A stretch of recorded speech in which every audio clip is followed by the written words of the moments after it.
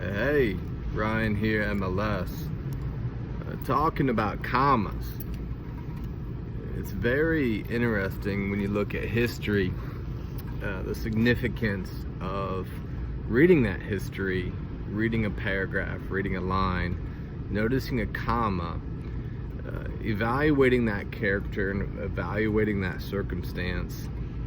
And for the sake of readers' attention, only so many pages to print. Sometimes it doesn't tell the full story when we really dive into the timeline context to what we read when we are observing historical leaders and characters in time. Sometimes in between the comma, between one word and the next, there could be 15 years, there could be 25 years.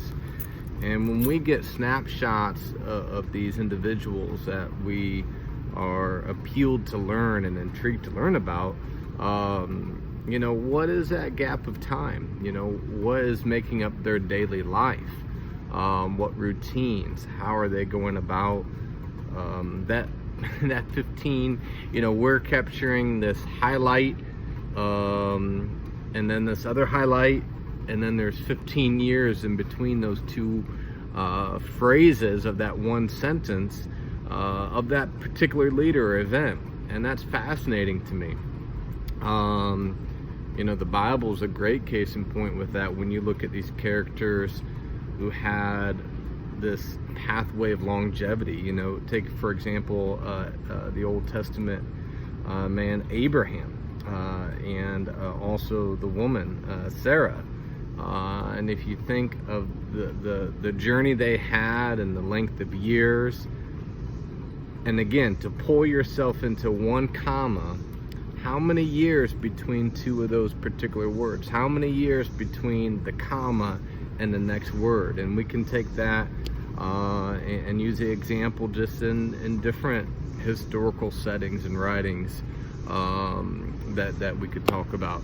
So I just want to encourage you that, if you got one thing in your life and you're hoping for another, striving for another, if you're kind of on that track where a lot of leaders are, where you've achieved a measure of where you see yourself going, but you haven't reached maybe walked into the full measure of what you're working on, which is where probably everybody is. I just want to encourage you that that time and that space in between there can be a beautiful thing, can be a valuable thing, and it's what we fill up our daily habits with, our daily routines, our daily thought cycles. Because again, when we look at it from a bird's eye angle, from a whole 80-year portfolio, how much time is in between these events? How much time is in between the commas of our own life and our own leadership? So I just want to encourage you that, not everything is every day, not everything is microwave, not everything is every moment, but it's the journey, it's the quiet times, it's the progression between the points. So I just want to encourage you, it's, just keep on moving, keep on having a good journey. And don't let time be your enemy. Let it be your friend. And there is, again, a lot of time in between that comma and that next word. So just keeping you encouraged, and of course MLS does believe in you. So all right, stay with it.